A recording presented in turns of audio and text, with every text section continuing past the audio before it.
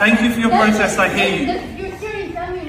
காசா பகுதியில் இஸ்ரேலுடைய தாக்குதல்கள் நாளுக்கு நாள் உக்கிரமடைந்து கொண்டிருக்கின்ற நிலையில் இன்று சமூக வலைதளங்களை பிரட்டி பார்க்கின்ற பொழுது இன்றைய தினம் ஒரு செய்தி சமூக வலைதளங்களில் வைரலாகி வருகிறது.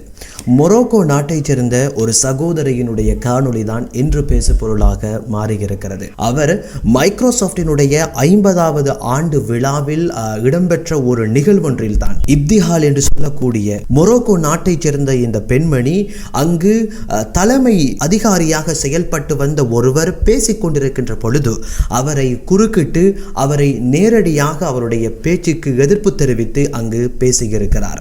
அங்கு உரையாற்றி கொண்டிருந்த அந்த தலைமை அதிகாரியை பார்த்து, உங்களுக்கு வெட்கம் இல்லையா? இந்த இஸ்ரேலுக்கு AI தொழில்நுட்பத்தை வழங்கி கிட்டத்தட்ட 50,000 மக்களை நீங்கள் கொலை செய்திருக்கிறீர்கள் என்கின்ற ஒரு குற்றச்சாட்டை அந்த சபையில் அவர் முன்வைத்திருக்கின்றார்.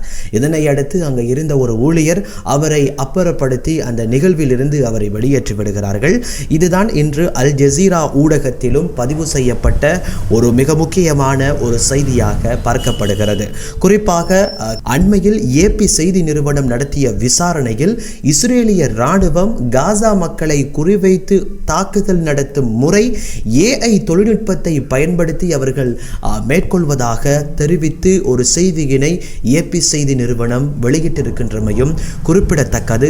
இதே நிலையில் தான் இப்பொழுது மைக்ரோசாஃப்டினுடைய அந்த கம்பெனியில் பணிபுரிகின்ற ஒரு வேலையாளி இப்திஹால் இந்த செய்தியினை வெளியிட்டிருக்கின்றமை குறிப்பிடத்தக்கதாகும்.